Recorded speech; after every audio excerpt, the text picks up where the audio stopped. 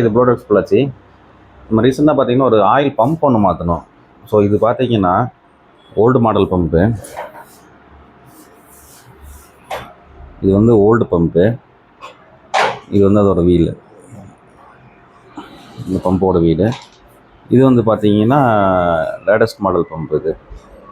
இது அதோட வீல். இது ஸோ நம்ம எதுக்காக மாற்றணும்னு பார்த்தீங்கன்னா கொஞ்சம் ஆயிலோட பெர்ஃபார்மன்ஸ் கொஞ்சம் நல்லாயிருக்கும். உங்களுக்கு ஆயில் மேலே ஏறுற ஸ்பீடு கொஞ்சம் நல்லாயிருக்கும். நம்ம எல்லா வண்டிக்கும் இது ரெக்கமெண்ட் பண்ண மாட்டோம். வண்டியில் இன்ஜின் நாய்ஸ் இருக்குது, என்ன நாய்ஸுங்கிறத பொறுத்து கஸ்டமர் சொல்கிறத வச்சு தான் நம்ம மாற்றுவோம். ஸோ எல்லா வண்டிக்கும் இது மாற்றணுங்கிற தேவை கிடையாது. கரெக்டாக நீட்டாக மெயின்டைன் பண்ணிகிட்டு இருக்கிறவங்களுக்கு எனக்கு தெரிஞ்சு அதிகமாக ப்ராப்ளம் எதுவும் வராது. தேங்க்யூ.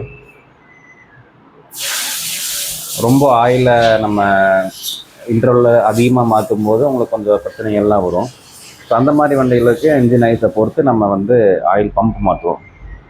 இந்த இன்ஃபர்மேஷன் உங்களுக்கு பிடிச்சிருக்குதுன்னா லைக் பண்ணுங்கள், ஷேர் பண்ணுங்கள், சப்ஸ்கிரைப் பண்ணுங்கள். தேங்க்யூ.